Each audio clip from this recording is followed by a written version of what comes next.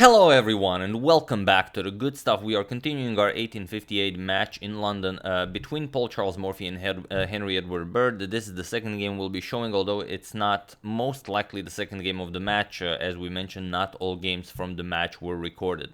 Only, I guess, the nicer ones. And here again, Morphy has the white pieces. I don't know why they were saved in that order, but it's really a lovely one, so I'm sure you're going to enjoy it.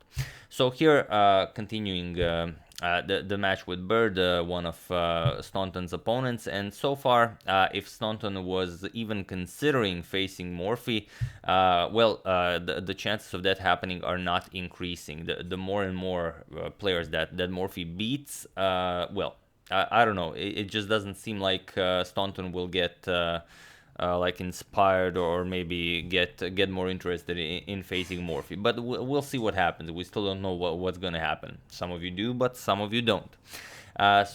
Continuing with the game, let's check it out. Morphy has the white pieces and again continues with e4. And this game is special for a few reasons. We have e5 by Bird, knight to f3, knight to c6. Sorry about that. And bishop to c4, and here we have bishop to c5. So the Joko piano game is on the board, and Morphy plays b4. He goes for the Evans gambit, and this is the absolute best move you can play in this position. I'm just kidding. This wasn't played, unfortunately. He went for c3. No, I'm kidding again. He actually did play b4, and we will have the Evans gambit this game. So b4 is on the board. We have bishop captures on b4 and now c3. So the gambit has been accepted, and now, well, there are several options. As we always say, you can go to a5, you can go here, you can go here. It's even possible to go to d6, but we're going to get back to that some other time. So here, bishop to c5, and Morphy strikes in the center with the d4. So again, forcing black to decide what to do here.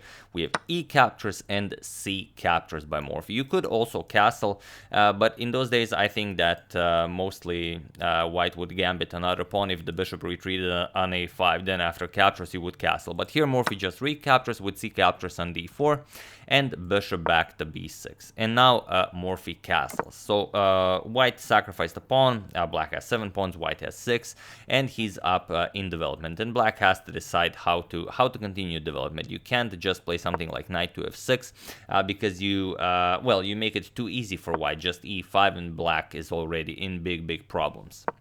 So instead, we have d6 here. It's a move you can never forget to play if you're facing the Evans gambit. So you need to take care of the e5 square, and you need to prepare to bring your light square bishop into the game.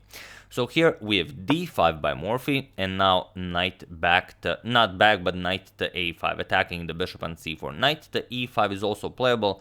However, it doesn't seem all that great for black if you just allow white to capture. So here, knight to a4, attacking the bishop, and Morphy just continues pushing in the center with e5. So it seems like it's a piece sacrifice, but not really, because you always have this queen to a4 check, which will pick up the knight. But this is exactly what black plays. So you could have played something else. For example, bishop to d3 is also a move, but e5 was played by Morphy. We have knight captures on c4, and now queen to a4 check. Of course, Morphy wants to capture back the piece with bishop to d7, helping black develop, and queen captures on c4.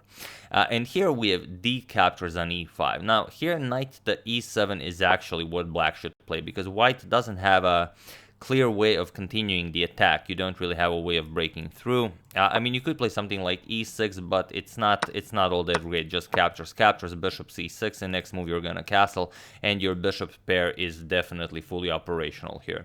So instead, after this queen captures on c4 move, we have captures on e5 instead of this safer approach with knight to e7, and now Morphy captures on e5. And now black still needs to play one more move before he's allowed to castle.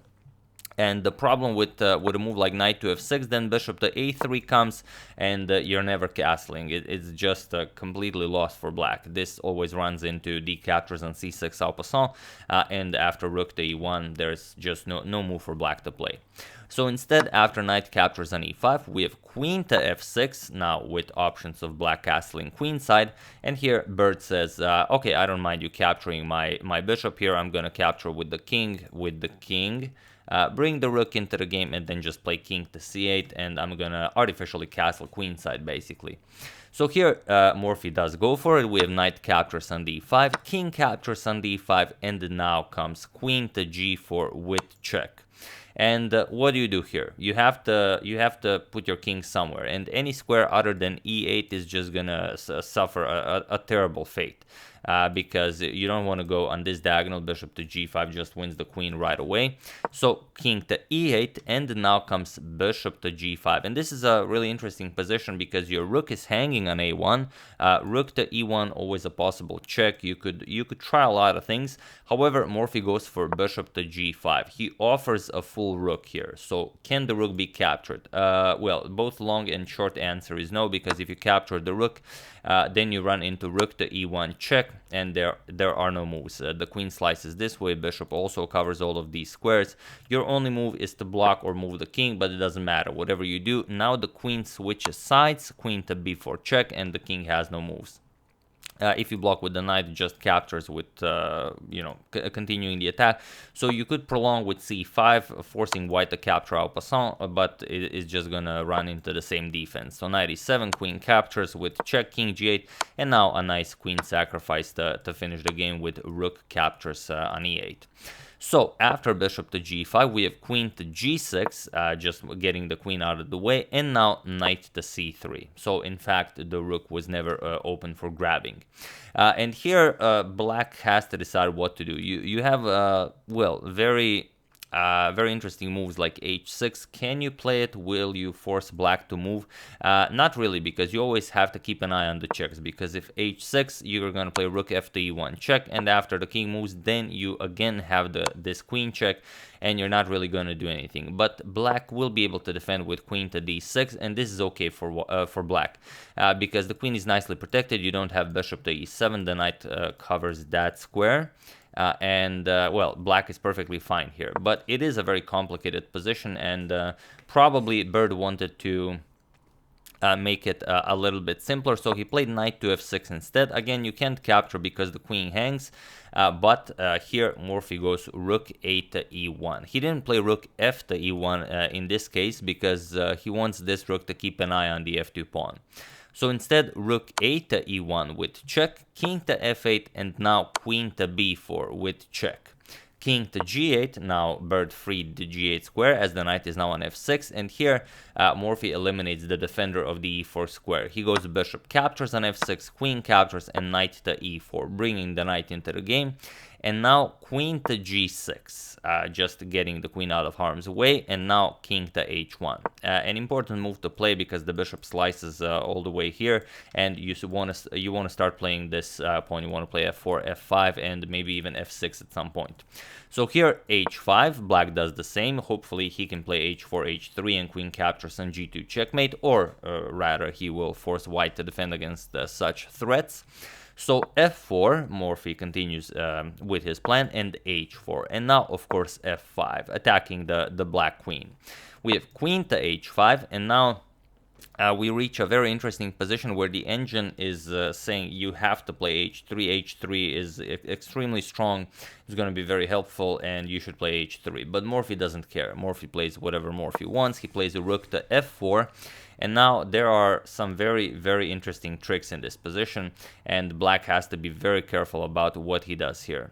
So he could continue with something like h3, but it doesn't really work, because now you can even play g4 since the rook is on f4, or you can even play g3. That also works. So h3 not posing all that many problems. You don't have queen f3 check because the rook covers that, and you don't have any good ways of dislodging the rook.